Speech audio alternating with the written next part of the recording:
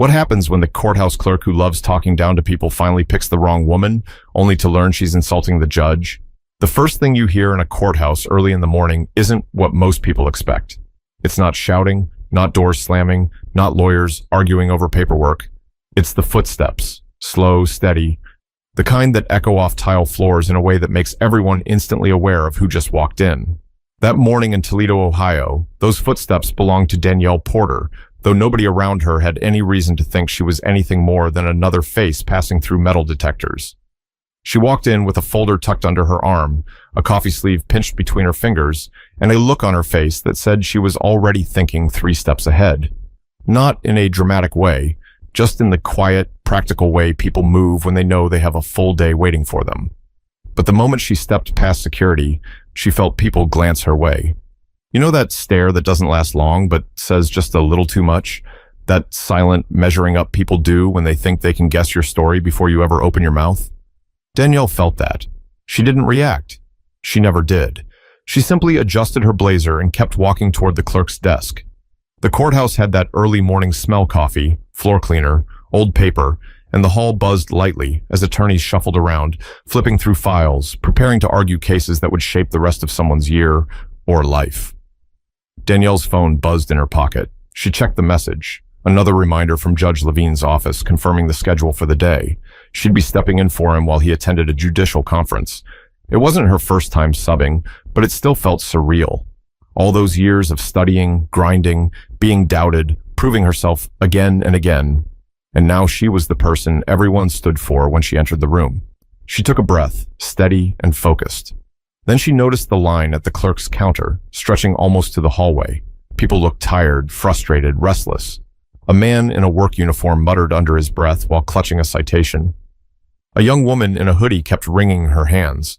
A couple whispered harshly to each other about a court date mix-up. Danielle didn't cut the line. She stepped off to the side, close enough to make eye contact with the clerk when the moment came, but far enough not to interrupt anyone who'd been waiting.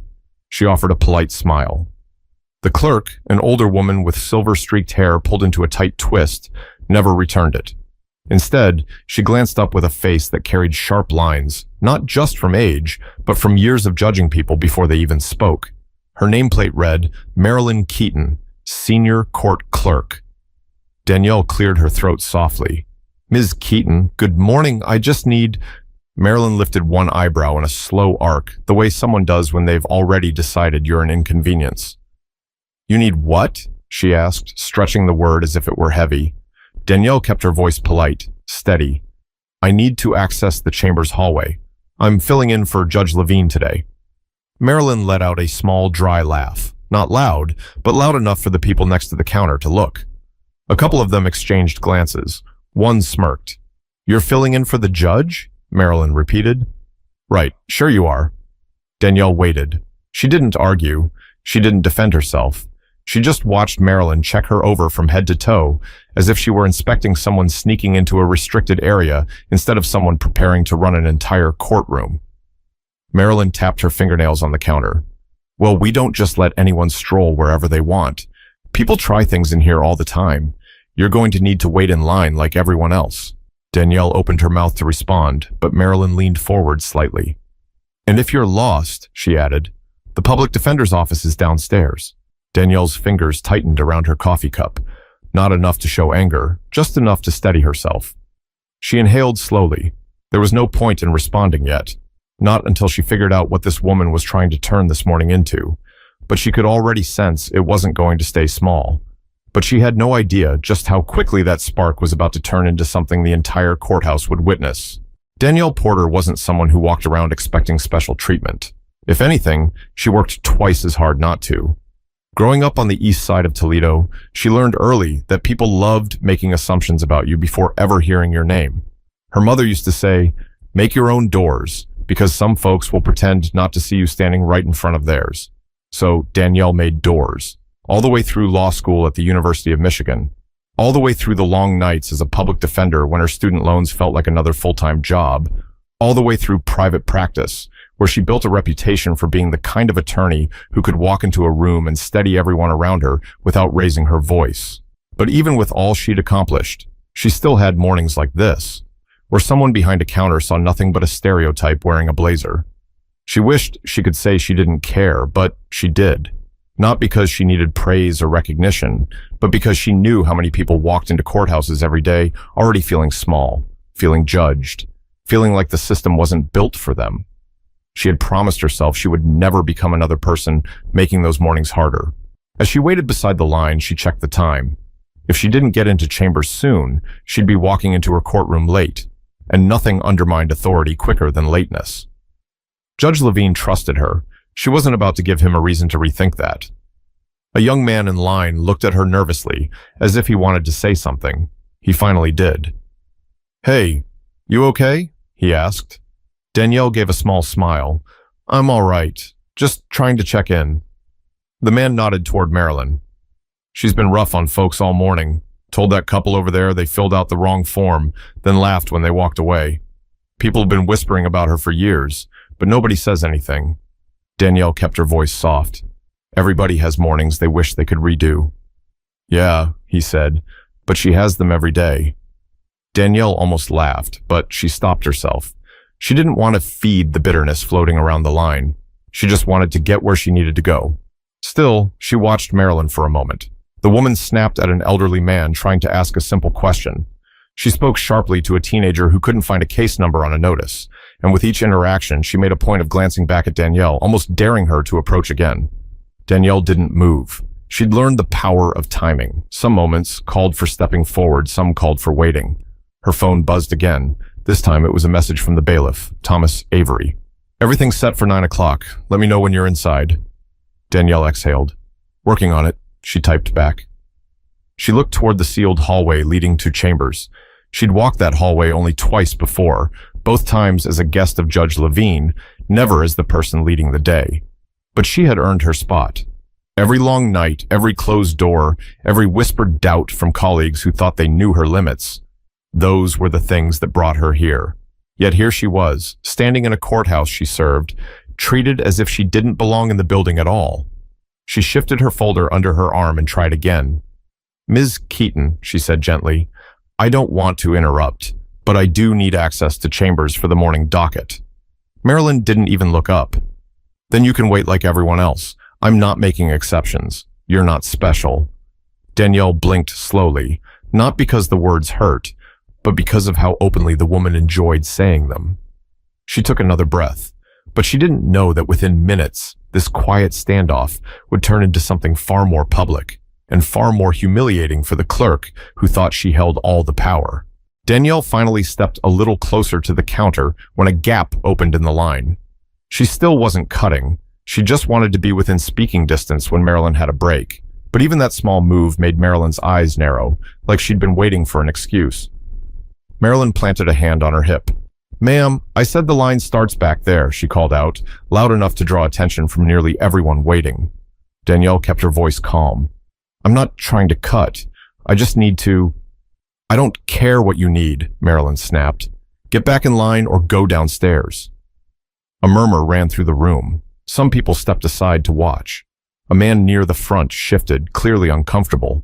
A woman whispered under her breath as if she'd seen this happen before. Danielle tried again. "I'm actually here on court business," Marilyn scoffed. "Court business, please. Everyone in this line has court business.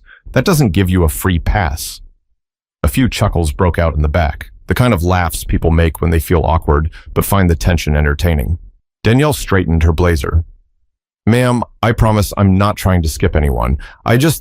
Marilyn leaned forward, eyes cold. "Look, I've been doing this job for 22 years. I can spot trouble a mile away." Danielle blinked. "Trouble?" "Yes," Marilyn said, as if the word tasted good. "People wandering around thinking they can talk their way into areas they shouldn't be in." Danielle bit the inside of her cheek. She wasn't angry yet, but she could feel something heavy settling in the room, something every black professional knew too well, the assumption that your presence needs defending. She tried one final time. "I'm not here to cause trouble. I'm here to—" "That's it," Marilyn cut in, slamming her palm on the counter. "If you don't step away, I'll call security. Last warning." The room went completely still. A teenager muttered, "Dang." The older man who'd been scolded earlier looked sympathetic, like he wished he could step in but didn't want his own situation to get worse. Danielle took a slow breath, grounding herself. Is there a supervisor I can speak with?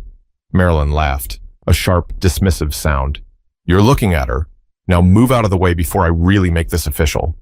Danielle lowered her voice, choosing her words carefully. Ma'am, I understand you're following procedure, but I genuinely do have authorization to be... Marilyn suddenly raised her hand like she was stopping traffic.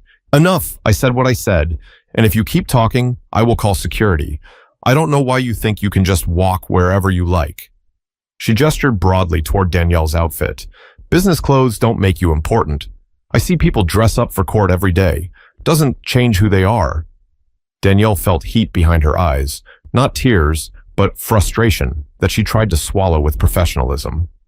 Before she could say anything else, a man behind her spoke up. She told you she's not trying to cut, he said. She's just asking a question. Marilyn glared at him. Sir, if you'd like to be removed as well, keep talking. The man shut his mouth instantly. Danielle stood very still. She knew pushing back harder would only confirm whatever story Marilyn had already built in her head. So she stepped back a few inches, not because she was wrong, but because she needed to stay composed. She wasn't going to give Marilyn the satisfaction of losing her temper, but something in the room had shifted. People were watching her differently, curious, guilty, unsure. Some looked embarrassed on her behalf. Some looked entertained. Some looked away entirely. Danielle clenched her jaw softly, not in anger, just in resolve. But what no one realized was that help was already on its way, and the moment it arrived, everything Marilyn thought she knew about Danielle was going to collapse right in front of her audience. The tension in the hallway thickened as more people filtered in for their morning hearings. Shoes scuffed against the floor, voices buzzed low, and that familiar courthouse energy started building. People worried about fines, custody, jobs, records. Everyone was dealing with something heavy, and now they had a front row seat to Marilyn putting on a show. Marilyn didn't just dislike being questioned. She performed her authority like she wanted an audience. And this morning, she had one. Danielle stood still, holding her folder at her side, waiting for a moment to try, one more time, to handle things politely. But Marilyn wasn't finished. Ma'am, Marilyn called out again, her voice slicing through the hallway. I need you to step away from my counter. You're holding up the line. Danielle blinked. I'm not even in the line. That's the problem, Marilyn said, cutting her off loudly. You're hovering. It makes people uncomfortable. People uncomfortable? Danielle stared at her for a breath, unsure if Marilyn understood how ironic that sounded. The folks around them sure did. Several exchanged awkward looks. A woman near the back whispered to her companion, She's really talking to her like that? The man with her shook his head. Looks like it. Danielle tried to stay level. Her voice stayed smooth, deliberate. I'm simply waiting for a moment when you're free so I can speak with you. Well, you're not going to, Marilyn snapped. Because I already told you, you go downstairs. End of story. Danielle took a breath. Ma'am, I'm filling in for... Marilyn held up a finger and waved it dismissively. Stop right there. I don't want to hear any more stories. People lie all the time to get into restricted areas. Danielle swallowed the words she wanted to say. She wasn't being dramatic. She wasn't trying to start anything. But she could feel her patience thinning in a way she didn't enjoy. She'd fought too hard to carry herself with dignity, only to have someone like Marilyn try to strip it from her in front of a crowd. The young man from earlier stepped forward again. She's really not bothering anybody, he mumbled to Marilyn. Marilyn turned on him sharply. Did I ask you? He looked down, shrinking away. A security guard standing by the entrance caught the exchange. He didn't intervene, but he watched closely now, sensing something wasn't right. Danielle tried again. Ms. Keaton, may I please? No, Marilyn barked. And if you keep talking, I'm calling security right now. Don't test me.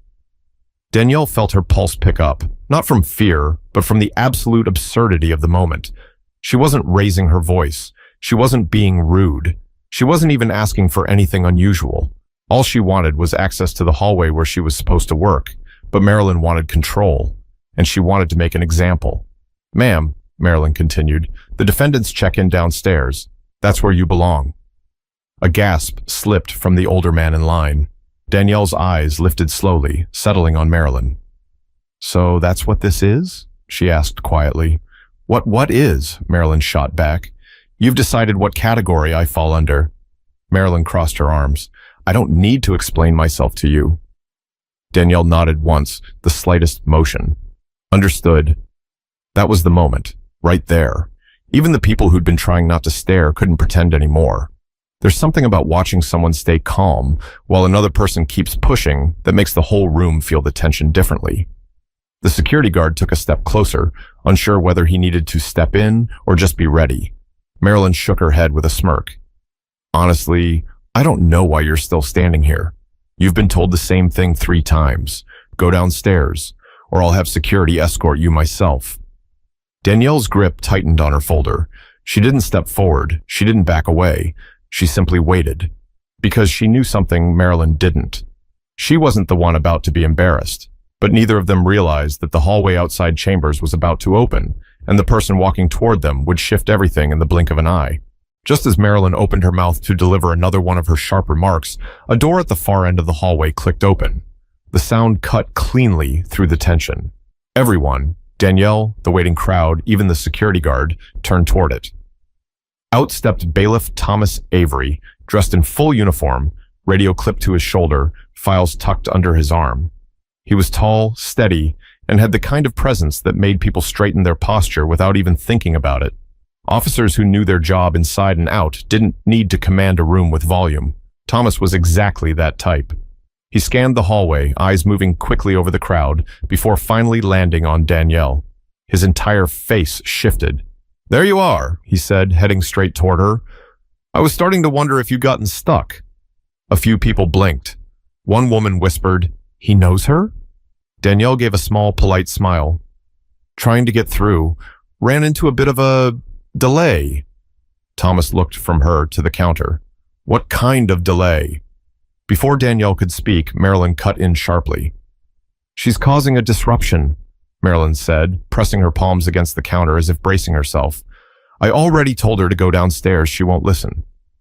Thomas stared at Marilyn like he needed a moment to process what she'd just said. Then he let out a slow exhale. Downstairs? For what reason?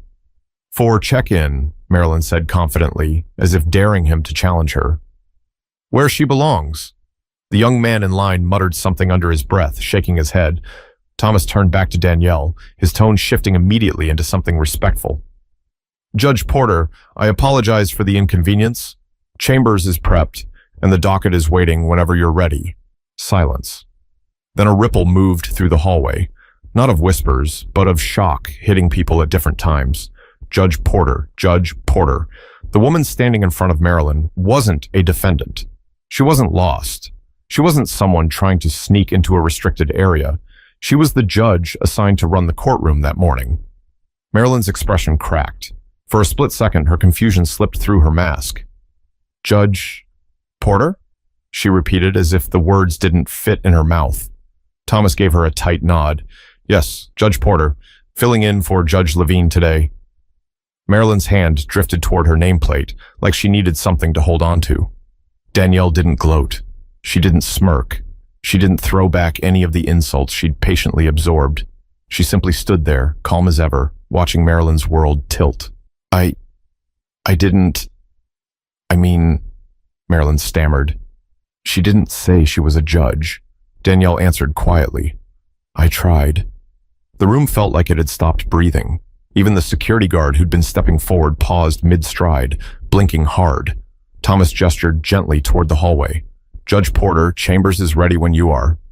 Danielle nodded once. Thank you. When she took a step forward, the crowd parted instinctively. Some people lowered their eyes, embarrassed for having laughed earlier. Others stared at her with a mix of admiration and guilt. She carried herself with the kind of calm that came from years of swallowing disrespect without letting it consume her. But just before she reached the hallway entrance, Marilyn's voice trembled behind her. Judge Porter, I didn't realize.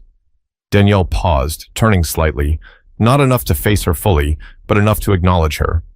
I understand, she said, but how you treat people shouldn't depend on who you think they are. Marilyn's mouth opened, but no words came out. Thomas stepped beside Danielle, ready to escort her the rest of the way.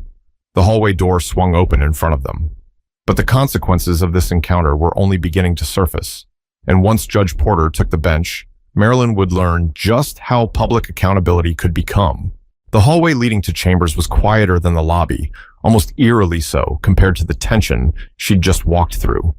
Thomas walked a half step behind Danielle, not because she needed protection, but because he understood the significance of the moment. He'd seen plenty of courthouse drama, but what happened out there, that was different. Once inside chambers, Danielle set her folder on the desk, took off her coat, and let out a long breath. Not shaky, just one of those breaths people take when they finally have a moment to themselves after holding everything together.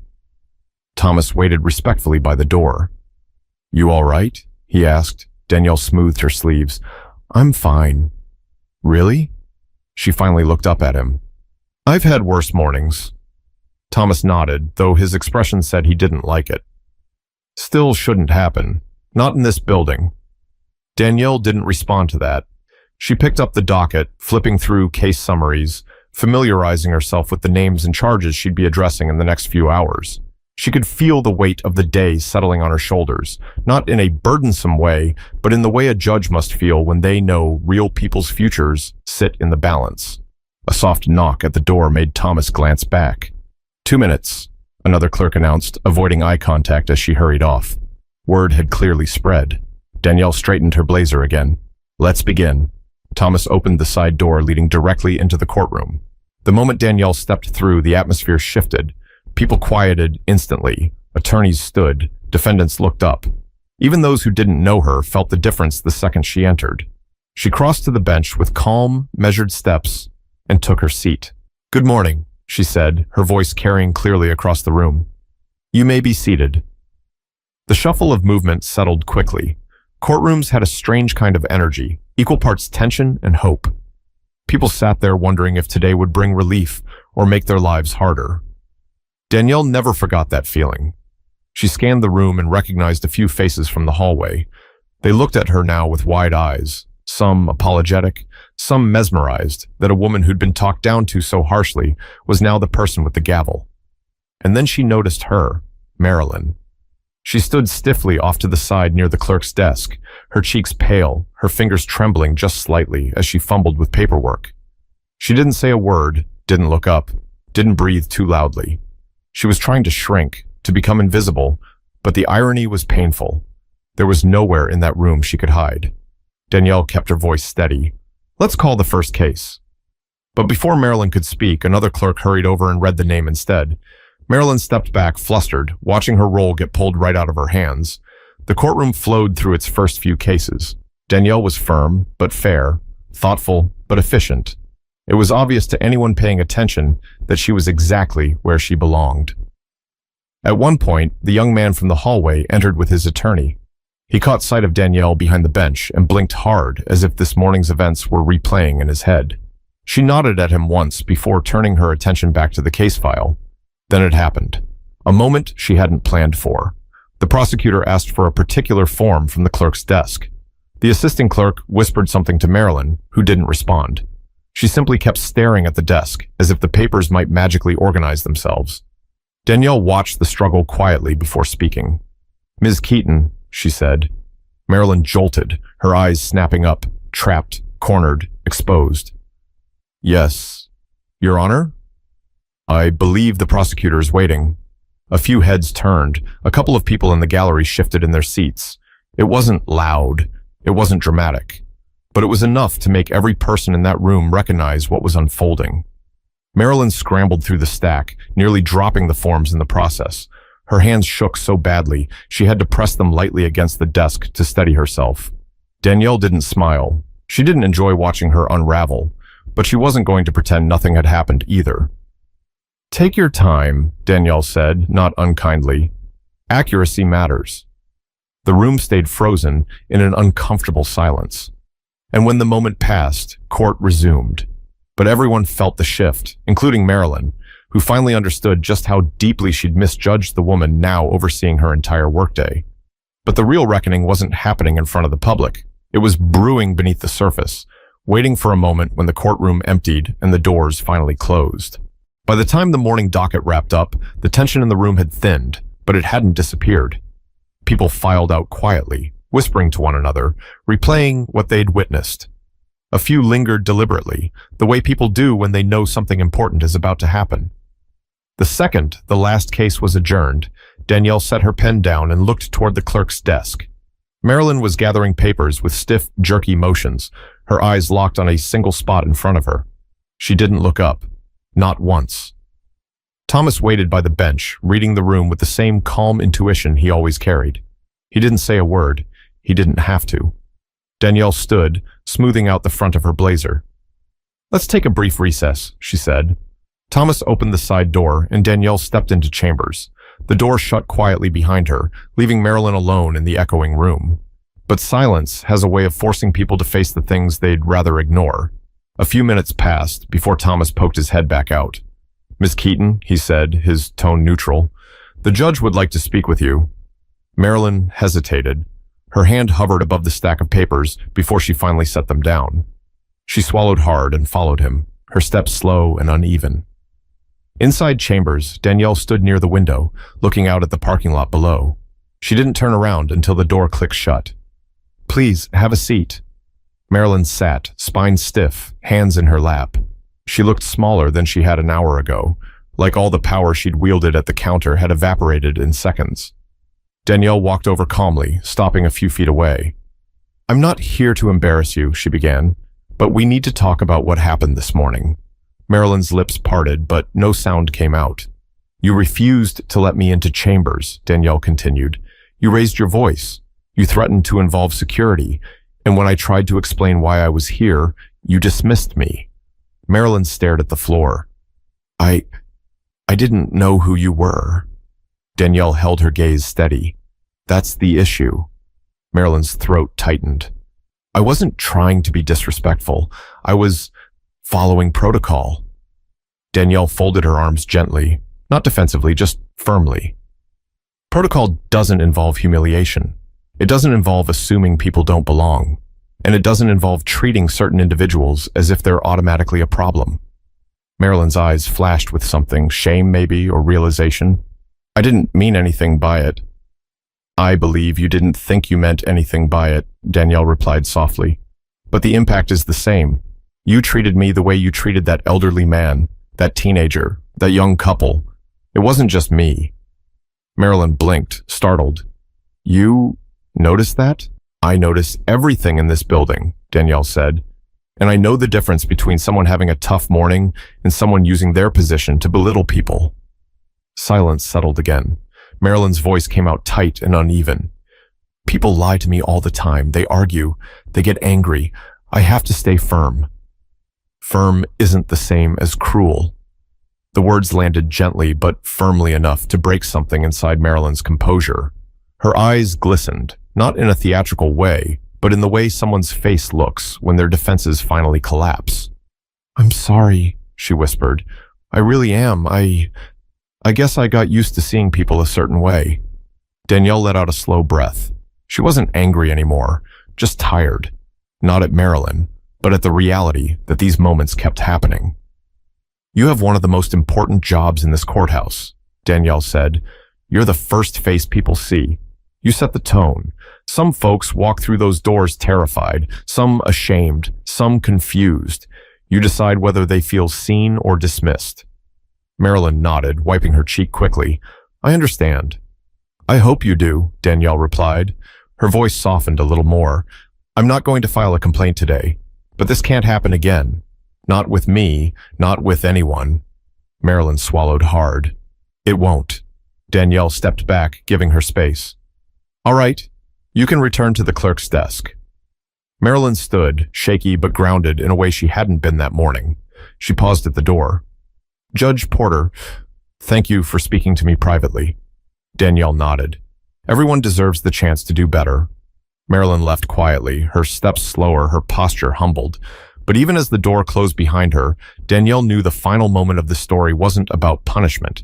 It was about understanding, and the conversation waiting for her on the other side would bring that message full circle. When Marilyn stepped out of chambers, the hallway was almost empty. Most of the morning crowd had gone home, back to work, or back to whatever lives waited for them outside the courthouse. But the air felt different now, less tense, more reflective. Danielle remained inside for a moment, letting the quiet settle. She wasn't someone who enjoyed conflict. She didn't walk around waiting to teach people lessons, but she understood the responsibility of her position. People watched everything a judge said or did, and staying composed, even when someone treated her like she didn't belong, mattered more than most people realized. Thomas knocked lightly on the doorframe. "You handled that well," he said. Danielle gave him a small smile. "Thank you. Not my favorite part of the job." "Maybe not," he said, "but you did it right." She appreciated that. She gathered her notes, tucked them into a folder, and walked back out into the hallway. At the far end, she noticed the young man who had stood up for her earlier. He looked unsure about approaching, but didn't leave. When Danielle saw him, she gave him the same calm, open nod she had offered in the courtroom. He stepped forward. "Your Honor, I'm sorry for earlier. I didn't know—" "You don't need to apologize," Danielle said. He shook his head lightly. "I laughed a little when the clerk was talking to you. I shouldn't have. It didn't feel right even then." Danielle studied him for a moment. He was young, barely 20 maybe, nervous, trying to say something real. "Thank you for saying that," she told him gently. "It means something." He looked relieved and stepped back into the elevator. Just as the doors closed, the older man from the line, the one Marilyn had snapped at earlier, approached Danielle with a slow, steady nod. "Ma'am, Your Honor, I'm glad she knows who you are now." Danielle tilted her head. "Why's that?" "Because people need to see what respect looks like," he said, "and you showed more patience than most of us could have." Danielle felt something warm settle in her chest. She didn't do it for praise, but hearing those words mattered. The man walked off, leaving her alone again in the hallway. She turned toward the clerk's counter. Marilyn was there, quietly organizing folders with movements far gentler than before. She hesitated when she noticed Danielle walking toward her, but didn't step back this time. She stood straight, hands visible, her face open with a mixture of humility and something else, maybe relief. "Judge Porter," Marilyn said softly. "I know you already spoke to me, but I wanted to say this too. I am truly sorry." Danielle nodded. "I hear you." "I didn't treat you the way I should have," Marilyn continued. "But it wasn't just you. I guess I have been carrying things around from home, from work, from everywhere, and I let it spill into how I treat people." "We all have moments where our personal lives bleed into our work," Danielle replied. "But we still have to choose who we want to be in those moments." Marilyn swallowed, the weight of those words settling. "You're right." Danielle rested her hands lightly on the counter, not in accusation, but in understanding.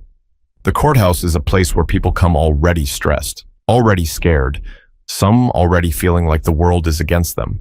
If we make them feel smaller, it doesn't help anyone. Marilyn nodded slowly. "I'll do better." Danielle held her gaze for a long moment, then spoke with warmth that softened everything around them. "That's all I'm asking." They stood in the quiet for a beat before Marilyn glanced down at the forms on her desk.